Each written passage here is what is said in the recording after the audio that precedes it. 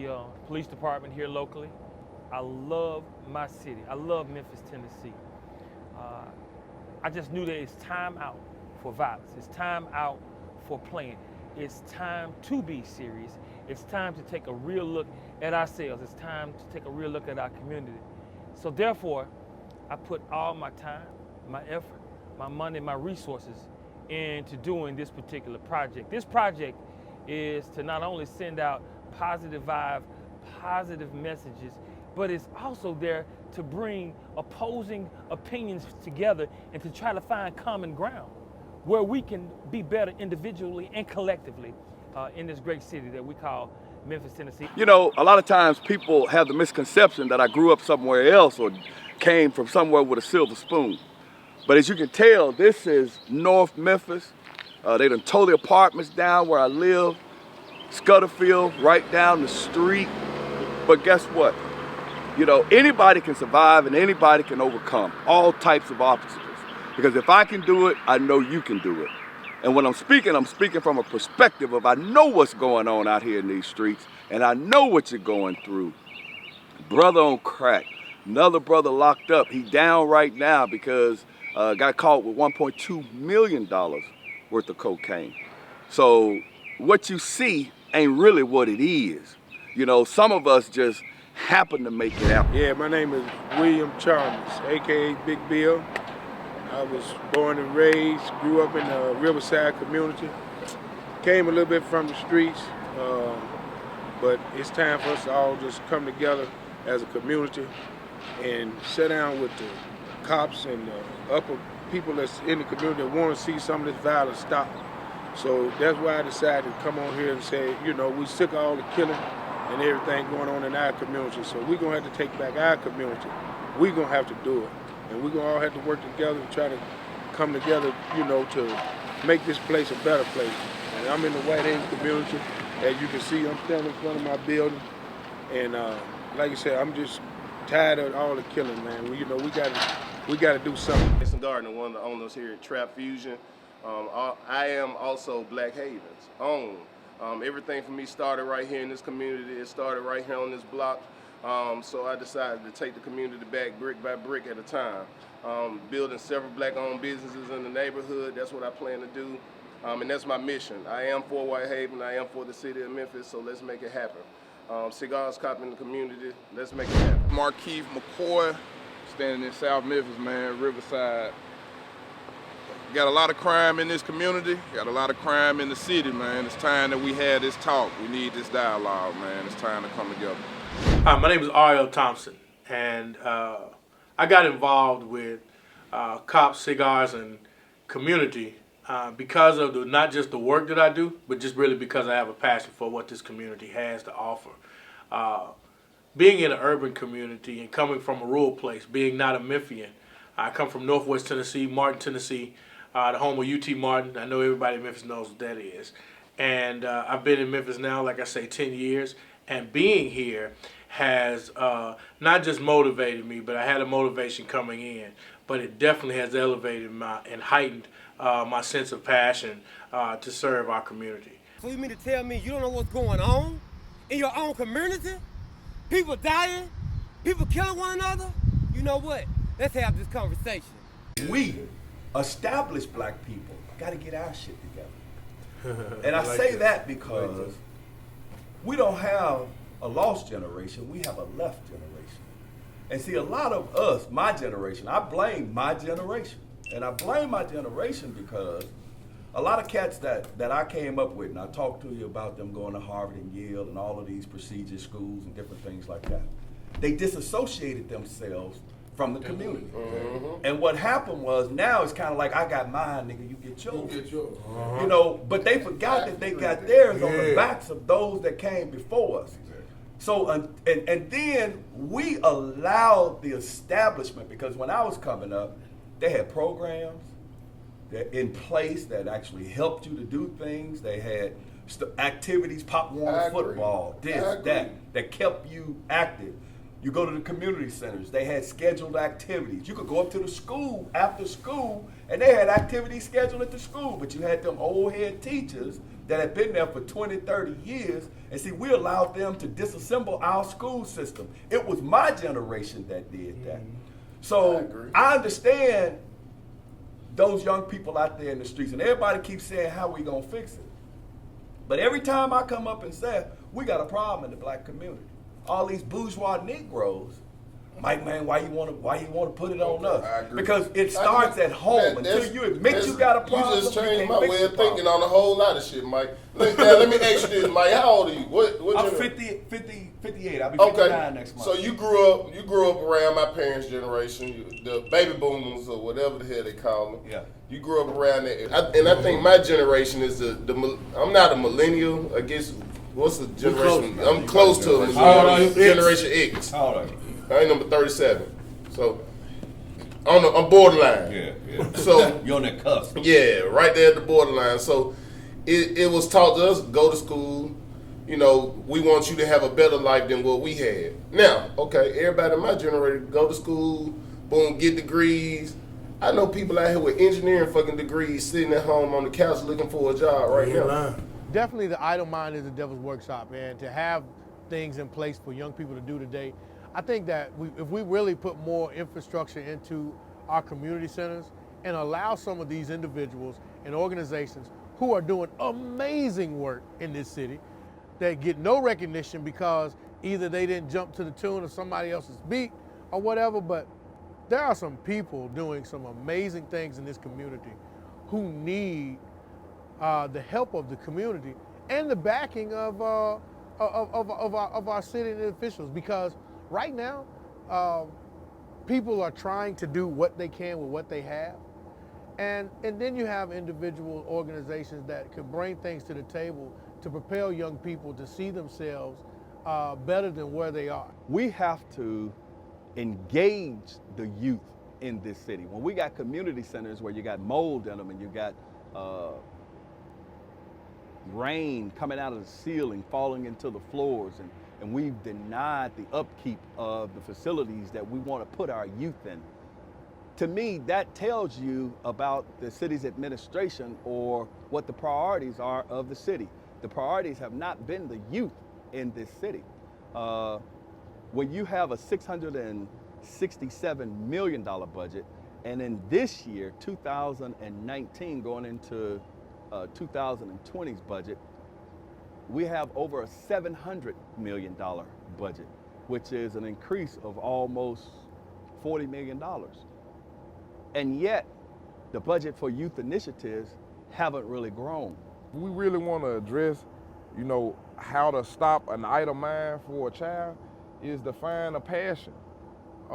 These children are looking for people to pay attention to them so that they can find out what, you know what I'm saying, what course their life should actually be going on. I think my generation is that generation that has the chance to take it back and actually create this thing like with belief. Mm-hmm. We created an opportunity for ourselves. We put jobs back into the community. We created a focal point to where people can see again that black people can come back. Bill, he had one of the longest running restaurants in White Haven, you know, just here. Right. So you seeing in this hope, but a lot of people don't know how to go about it. Man, how do I even get started to build something? So to your point, the catch is, it really is the us's that are holding us back. We have a division that has been inserted into our culture long before we were able to control it. So we have to understand that, in my opinion, in order to change any of this, we have to understand where it came from, the origin of it,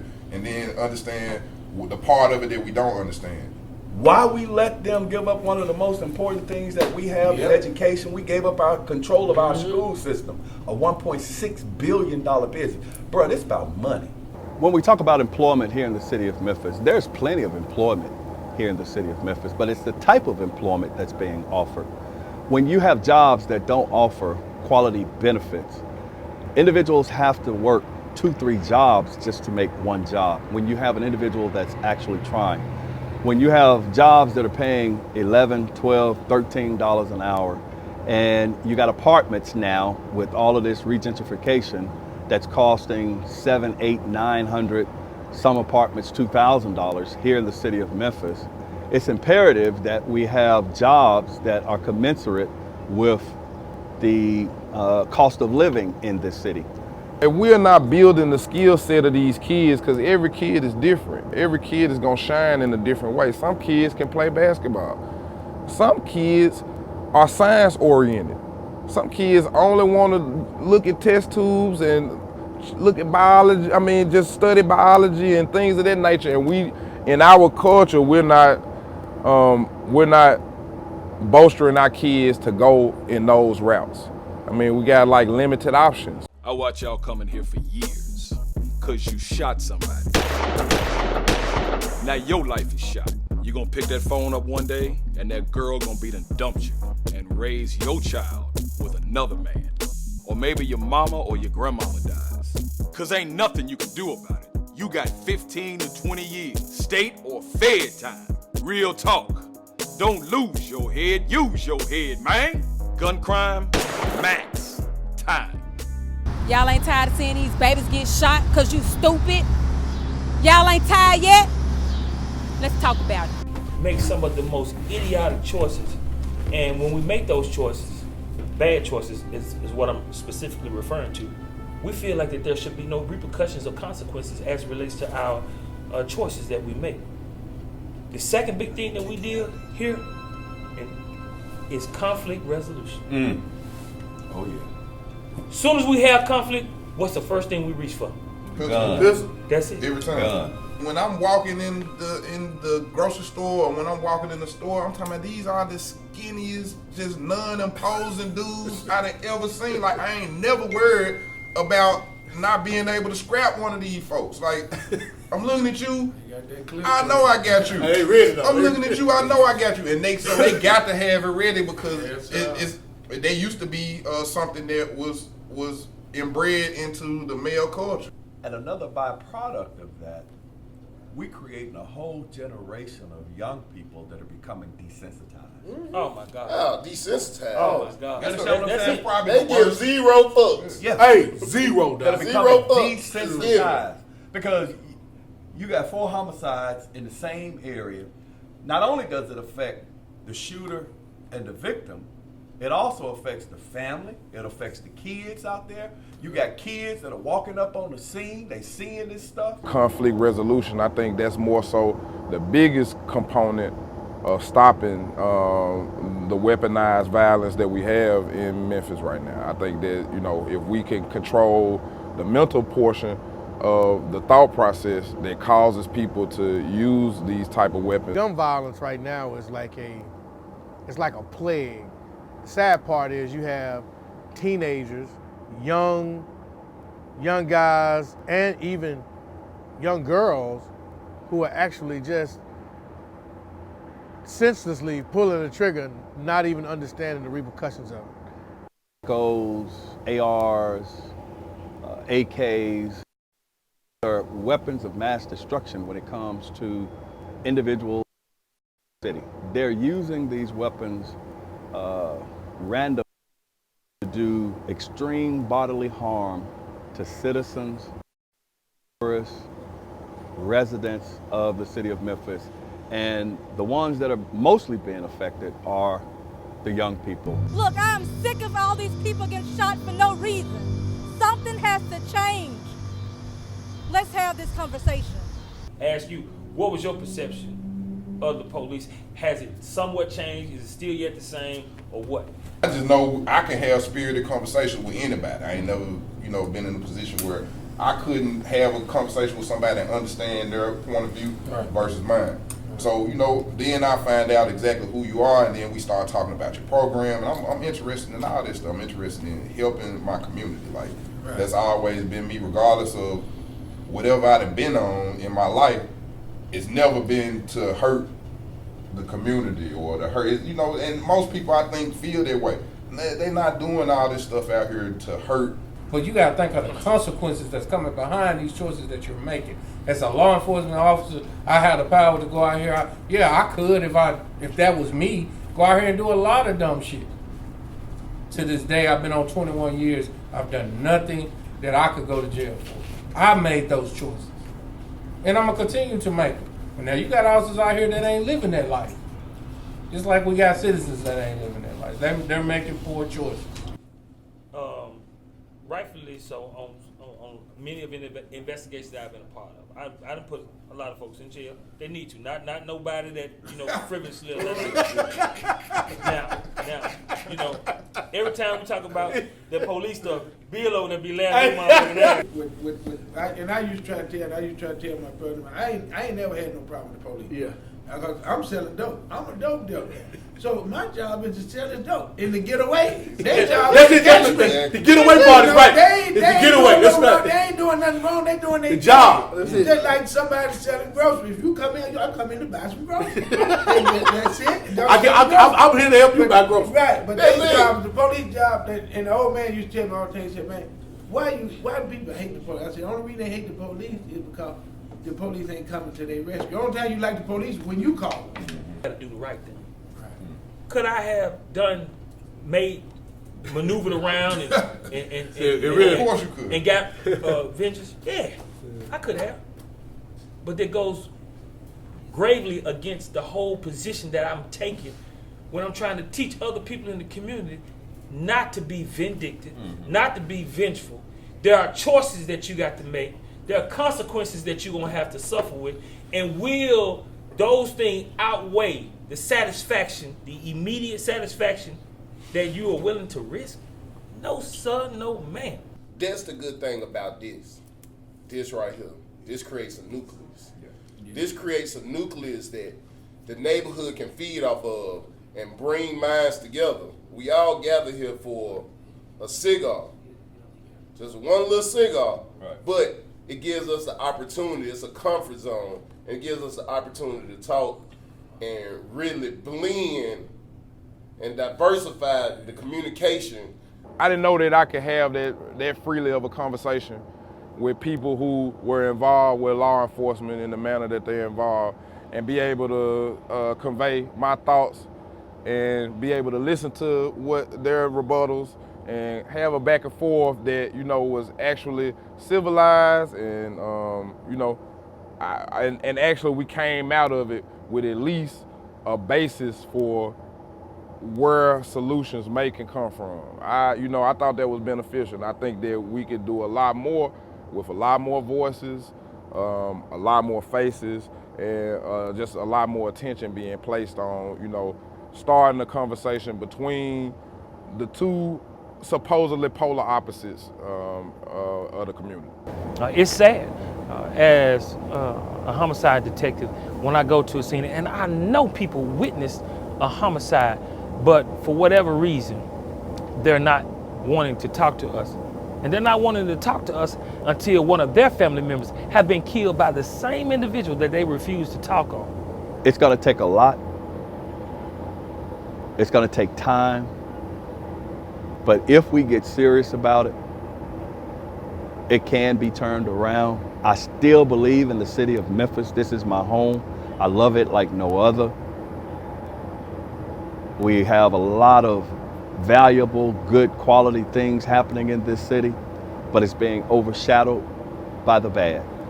We have to continue to create, continue to promote those particular activities, events that will captivate our children's mind, will actually promote wellness, actually promote education and a thought process to where is that our kids, they will be focused on things that will be conducive to higher learning, social skills, financial wellness, those things that will make them a law-abiding citizen, those things that will improve them individually, and therefore it will definitely improve them collectively. Why are we not finding these kids' interests? Why are we trying to put these kids in a box, or just a commonplace box where, hey, if you don't fit in, then you just don't fit in? Well, the ones that don't fit in are the ones that end up in the system. The ones that can't find a place because no one is trying to find them one. So, in my opinion, yeah, we can give them all the fun outlets that's possible. But if we not you know, sparking the brain and making these children think where it's like, okay, I kind of like this. So now I want to know more about it. We need to let young people understand that they have a weighted value in the community, that young people are essentially, they are what's needed to propel our communities to the next level. In closing, I want to let you all know that this is just the first episode of this great project, because there's a need to actually pinpoint several different issues here, there, and a little bit of everywhere. We call this the intro, Trust and Believe, with the support of my great friends, people of the community, the people who I love, those who are known and unknown. Those are my catalysts. Those are the people, those are the situations, those are the circumstances that will propel me to continue on with this, so that we as a unit can positively affect where we go forward from this day on. Even as I give my closing to you right now, you are not ready for what is in store with Cigars, the cops, and the community. Thurman Richardson loves you. The Memphis Police Department, we love you. And let love go forward from this day forward. And I guarantee you, you need to stay tuned. Keep your eyes open, keep your minds open, and keep us in the conversation with Cigars, Cops,